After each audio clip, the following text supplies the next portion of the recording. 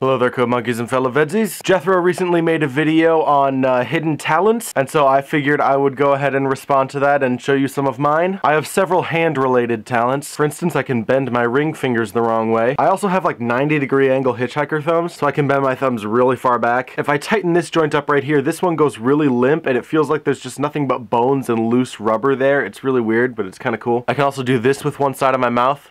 I can't do it with the other side, it's only this side that I can do it with. I can also do a very modest number of butterfly knife tricks. Like I can do the basic opening. I can also do a little bit of a twirl.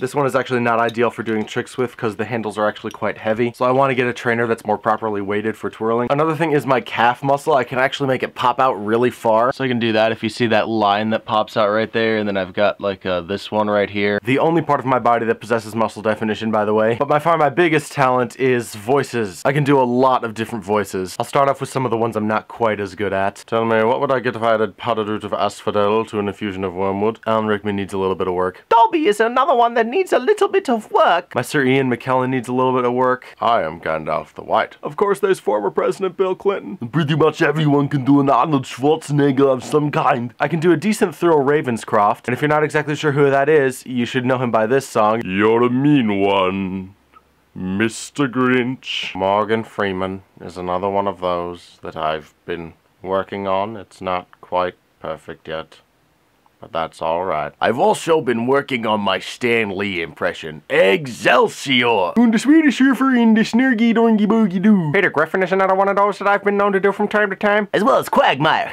Alright. And Heath Ledger's Joker is another one of those that I think could use a little bit of work, but it's not too bad at the moment. And Mickey Mouse is another one of those that I really like doing, huh? Mickey Mouse is one of those voices that's really fun to say dirty things in. Last night, Minnie gave me a blowjob! Marvin the Martian is another one of my favorites. I've also been working on my Sir Patrick Stewart a little bit. One of my favorite Sir Patrick Stewart moments actually comes from Sesame Street. You know how every episode is sponsored by a letter? Well, this episode was brought to you by the letter B, and so Sir Patrick Stewart was sitting there on a stool in full Shakespearean garb holding a bee that had been painted to have the texture of a human skull, and he delivered a monologue. Bee or not a bee? That is the question.